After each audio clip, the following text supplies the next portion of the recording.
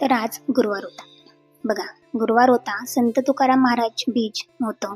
म्हणून संसारात राहून परमार्थ करण्याचे असी व्रत ज्या महान संताने जगाला शिकवले, त्या देहूनिवासी श्री संत तुकाराम महाराज यांचा सदैह वैकुंठाला जाण्याचा हा दिवस.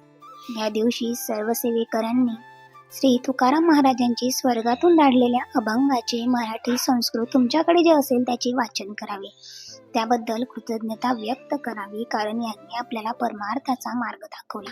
आणि जो व्यक्ती नक्कीच काहीतरी चांगला मार्ग दाखवतो ना, त्याच्याबद्दल नक्कीच कृतज्ञता व्यक्त झालीच पाहिजे. बघा, माणसात फरक असतोच, कारण प्रत्येकाचं मन, विचार आणि जाणीव वेगळ्या असतात. कुणाला हिऱ्याची किंमत कधीच कळत नाही, तर कुणी साध्या काचेच्याही तुकड्याला जीवापाड मात्र जपून ठेवते.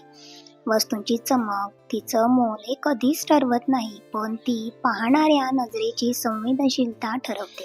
काही लोकांना केवळ बाह्य देखावा दिसतो, पण काही जण आतला अर्थ मात्र शोधत असतात.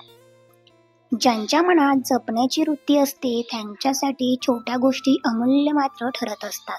आणि ज्याला फक्त लाभ दिसतो, त्याच्यासाठी मोठी गोष्टही साधीच असते. हॅलो, नमस्कार, मी गायत्री पाटील तुमच्या सर्वांचे अगदी मनापासून स्वागत करते आपल्या यूट्यूब चॅनल. सर्वांना श्री स्वामी समर्थ.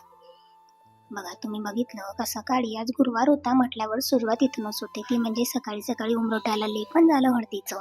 आणि ज्या हळदीचं लेपन झालं आणि जेव्हा मी छान असं मागचं डोअर ओपन केलं गॅलरीचं, तेव्हा इतकं सुंदर असं फुल सकाळी सकाळी मला दिसलं. जेव्हा मी उठली 6ला तेव्हा, आणि म्हटलं चला आज इतकं छान ताजंतवानं फुल जर गुरुवारी आला आहे, तर देवपूजेमध्ये त्याला आपण अर्पण करूया आणि आपल्या देवपूजेची तेवढी शोभा वाढूया.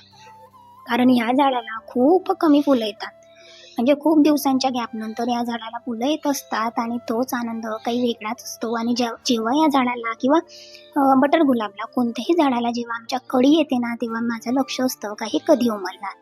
कालचाच आम्ही दोघं विचार करत होतो का आता हे उमलायला तर उद्या नक्कीच हवं, कारण उद्या गुरुवार आहे म्हटल्यानंतर ते छान मी स्त्रीयंत्रावर अर्पण केलं.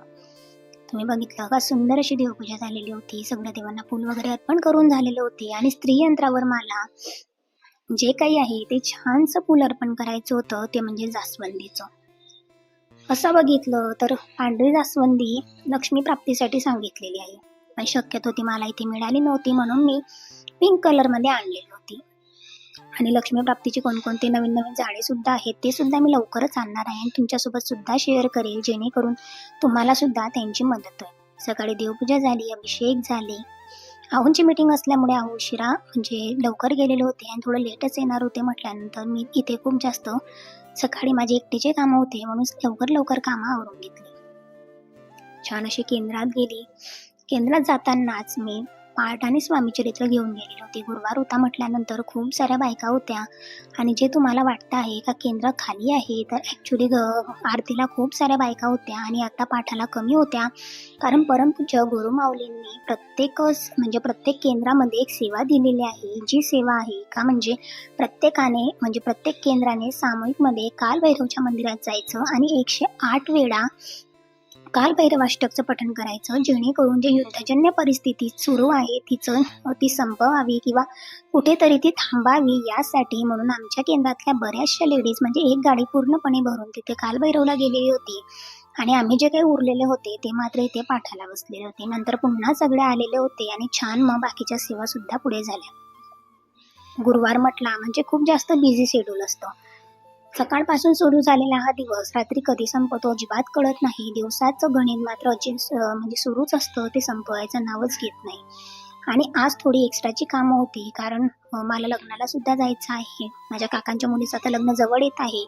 लग्न जवळ आलं तरी कामं संपवायची नाव घेत नाहीये. आणि योगायोग इतका विशेष होता. तुकाराम बीज सुद्धा आज आहोंचा तिथीनुसार वाढदिवस सुद्धा होता. त्याचबरोबर आज गुरुवार सुद्धा होता, आणि मला उद्या परत गावासाठी निघायचं आहे. सो त्याची तयारी, बॅग पॅकिंग करणे, फ्रीज क्लिनिंग करणं किंवा जे काही घरातली छोटी मोठी कामं आहेत ती करणं. म्हणून मी वेळात वेळ काढून केंद्रातून आले, जेवण केलं आणि लगेचच इथे स्वामीचरित्र सारामृत माझं जे पारायण आहे ते वाचून घेतलं. कारण म्हटलं गुरुवार आहे तर उगाच सेवेमध्ये खंड नको पडायला. आता 1-2 दिवस गावाला जातील, त्याच्यामध्ये खंड पडणारच आहे. आणि गुरुवार म्हटलं म्हणजे वेगळीच एनर्जी निर्माण होत असते. दुपारच्या वेळेत थोडं पार्लरचं पण काम करायचं होतं, कारण लग्नाला जाणं म्हटलं म्हणजे ह्या गोष्टी तर येतात की ज्या बायकांसाठी खूप जास्त महत्त्वाच्या असतात. तुम्ही बघितलं का त्याच पद्धतीने मी ते माझं जे काही पूर्ण स्वामी चरित्र आहे ते सुद्धा मला वाचून घ्यायचं होतं. ते सुद्धा वाचून घेतलं. त्याच्यानंतर 11 माळी जप सुद्धा माझा इथे करून झालेला होता. आणि त्याच्यानंतरचं माझं जे काम होतं ते म्हणजे मी तुम्हाला सांगितल्याप्रमाणे मी कालचं काम आजवर लोटलेलं होतं आणि त्याचाच खूप जास्त पश्चाताप म्हणून आज ते करावंच लागणार होतं. कारण काल बॅग पॅकिंग किंवा म्हणजे सगळं सामान वगैरे काढण्यामध्ये किंवा इतर सेवा चालूच आहे ना, कंटिन्यू सेवेमध्ये वेळ मिळाला नाही आणि मग ते माझं जे काही तूप घुसवण्याचं बाकी होतं ते सुद्धा पेंडिंगला होतं. इथे वाचून झालं, 11 माळी जप झाला आणि लगेचच आता तूप घुसवायला मी घेतलेलं होतं. सगळी कामं आता ही दुपारची म्हणजे सकाळपासून कंटिन्यू सुरू होती. संध्याकाळी म्हटलं स्वयंपाक होईल तेव्हा साईड बाय साईड आता हे तूप सुद्धा तापवून होईल म्हटल्यानंतर मी आज विरजण न टाकता म्हणजे अजिबात त्याच्यामध्ये दही वगैरे न टाकता सुद्धा इतकं छान आणि सुंदर असं तूप तयार झालेलं होतं आणि त्याचा लोण्याचा गोळा इतका छान झालेला होता ना, मी तुम्हाला दाखवेलच. कारण माझ्या मैत्रिणीनेच मला प्रणूने सांगितलं होतं का मी सुद्धा त्याच्यामध्ये टाकत नाही आणि माझ्या वहिनीने सुद्धा मला मागच्या मंथमध्ये सांगितलं होतं का आम्ही सुद्धा टाकत नाही त्याच्यामध्ये विरजण, तरी सुद्धा छान तूप तयार होतं. आणि मी प्रत्येक वेळेस विरजण टाकत असते म्हटल्यावर आज माझ्याकडे आणायला सुद्धा वेळ नव्हता विरजण. आणि संध्याकाळी बाहेर जाणार होतो तेव्हा दही आणण्यासाठी आणायचं होतं, पण तोपर्यंत मग वेळ नव्हता. म्हणून दुपारच्या वेळेमध्ये ही कामं आवरणी खूप जास्त महत्त्वाची होती. आणि बघा विरजण वगैरे न टाकता इतकाच मोठा गोळा याचा तयार झालेला होता आणि ही फक्त आठवड्याची साय असते आमची. कारण दूध जे असतं ना ते खूप छान पद्धतीने येतं आणि अगदी छान त्याच्यामध्ये पाणी वगैरे खूप कमी असतं, त्याच्यामुळे त्याची साय आहे ती अगदी छान अशी जाळीदार तयार होते आणि त्याचं तूप सुद्धा म्हटल्यावर पूर्ण थंडगार पाणी जे काही होतं फ्रीजमध्ये ठेवलेलं, थोडं फ्रीजरमध्ये ठेवलेलं रात्रभर, पुन्हा फ्रीजमध्ये केलं दिवसभर, असं करून जे काही थंडगार पाणी होतं ना त्याच्यामध्ये स्वच्छ असा पूर्ण क्लीन करून घ्यायचा, गोळा धुवून घ्यायचा 2-3 पाण्याने.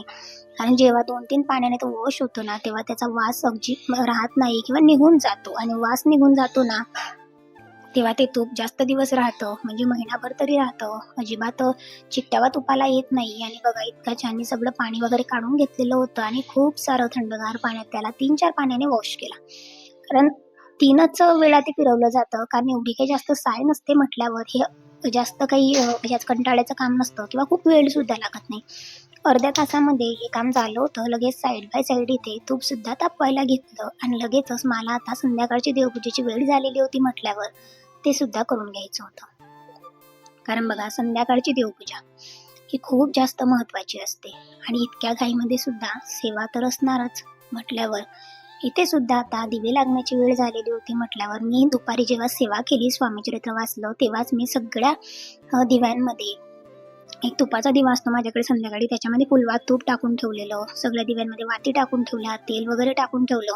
कारण आजची जी कंडिशन होती ना ती खूप जास्त बिझी होती. त्याच्यामध्ये अशा गोष्टी असतात का गुरुवार असतो, गुरुवार असला म्हणजे थोड्या एक्स्ट्राच्या सेवा आमच्या असतात आणि त्याच्यासाठीच गुरुवार म्हटलं म्हणजे कोणत्याही सेवेला स्किप करता येत नाही. आणि शक्यतो माझं असं असतं का दररोजच्या सेवा झाल्या पाहिजे, मग थोड्या उशीर किंवा लवकर पण सगळं व्यवस्थित झालं पाहिजे.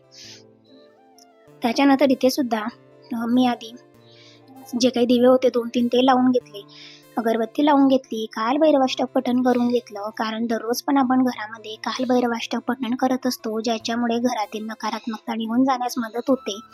संध्याकाळी तुपाचा दिवा, एक तेलाचा दिवा असतो पण त्याचबरोबर एक तुपाचा दिवा देवघरामध्ये लावायचा आणि श्री सुक्तम आणि व्यंकटेश स्तोत्रमची मी सेवा घेतलेली आहे ती मी करत आहे. त्याचा सुद्धा छान असा अनुभव येतो.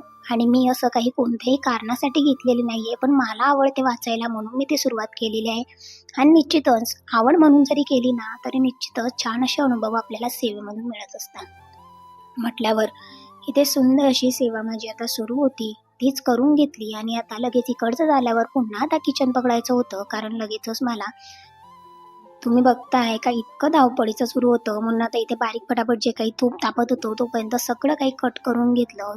साधी सिंपल अशी खिचडी लावायची होती, कारण गावाला जायचंय, फ्रीज खाली करायचंय म्हटल्यावर लास्ट ऑप्शन होता तो म्हणजे फक्त खिचडी. मी सगळ्या भाज्या आजपर्यंत संपवून टाकलेल्या होत्या, म्हणजे या आठवड्याला मी भाजीपाला वगैरे आणला नव्हता, कारण मला माहिती होतं का घरी 1-2 दिवस जरी गेलं ना तरी ते खराब होतील त्या वस्तू. म्हटल्यावर सगळं काही छान असं बारीक कट करून घेतलं. कांदा, टोमॅटो, अद्रक लसूणची पेस्ट, त्याच्यामध्ये थोडेसे वाटाणे, सोयाबीन, शेंगदाणे, एक छोटासा आलू हे सगळं टाकून दिलं. त्याच्यामध्ये हळद, मिरची पावडर, हिंग, धनापूड पावडर, जिरेपूड पावडर किंवा गरम मसाले जे आहे किचन किंग गरम मसाला हे सगळं टाकून द्यायचं. आणि आता तुम्ही बघताय का माझ्याकडे जास्त वेळ नव्हता कारण पुढची अजून कामं पेंडिंगला होती. म्हटल्यावर लाल मिरची पावडर टाकली आणि पटापट सगळं काही फ्राय करून घेतलं.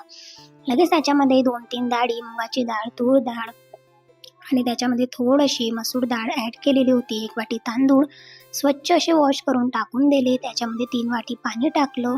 कोथिंबीर मी ऑलरेडी थोडासाच होता तो सुद्धा ॲड केला आणि कुकर लावला. जोपर्यंत इथे कुकरच्या 3 शिट्ट्या होत आहेत तोपर्यंत लास्टचं काम होतं माझं, ते म्हणजे मला इथे बॅग पॅक करायची होती. मी जी काही आता ॲनिव्हर्सरीला ड्रेस वगैरे घेतले किंवा शॉपिंग केलेली आहे ती घरी घेऊन जायची होती, कारण त्याला सुद्धा अल्टर करायचं होतं. आमच्याकडे मशीन आहे तर आई ते काम करून देतील म्हटल्यानंतर त्याही गोष्टी मला बॅगमध्ये भरायच्या होत्या. आणि खूप छोटीशीच बॅग मी आज घेऊन जाणार होती, कारण जास्त मोठी बॅग सुद्धा नेली तर सांभाळणं खूप जास्त मुश्किल होते. आणि अहो मात्र रागवतात की 1-2 दिवसासाठी तुला खूप सारे कपडे घेऊन जायचे असतात आणि मग नंतर आणायला पुन्हा प्रॉब्लेम, तिकडनं आणताना 1-2 वस्तू वाढल्या तर अजून बॅग्स जास्त वाढतात. म्हटल्यावर खूप कमी बॅग मला न्यायची होती. आणि आमच्याकडे हा बॅगचा सेट आहे म्हटल्यानंतर मी 1 नंबरचीच बॅग आता काढलेली होती, जे काही सामान काढून ठेवलेलं होतं. लेडीजला खूप सारं लागतं म्हटल्यावर 2 दिवसाची माझी पॅकिंग सुरू होती आणि फायनली ती आज बॅगमध्ये बसली. जाण्याचा योग आला, सकाळी निघायचं आहे तरी मात्र कामं घरातली संपता नाही. तर असं असतं एखाद्या स्त्रीचं आयुष्य. अशा पद्धतीने लास्टचं जे काम होतं ते बॅग पॅक केली, दोघांनी जेवण केलं आणि किचन आवरलं. सो आजचा ब्लॉग तुम्हाला कसा वाटला नक्की कमेंट्स करून सांगा. तुम्ही जर आपल्या चॅनलवर नवीन असाल तर चॅनलला सबस्क्राईब करा, जेणेकरून तुम्हाला असे छान छान डेली ब्लॉग्स किंवा आता येणाऱ्या लग्नाच्या सीझनचे ब्लॉग तुम्हाला नक्कीच बघायला मिळतील. प्रगट दिन सुद्धा खूप जवळ येत आहे म्हणून सेवेचे सुद्धा ब्लॉग येतील. पुन्हा भेटेल अशाच एका छानशा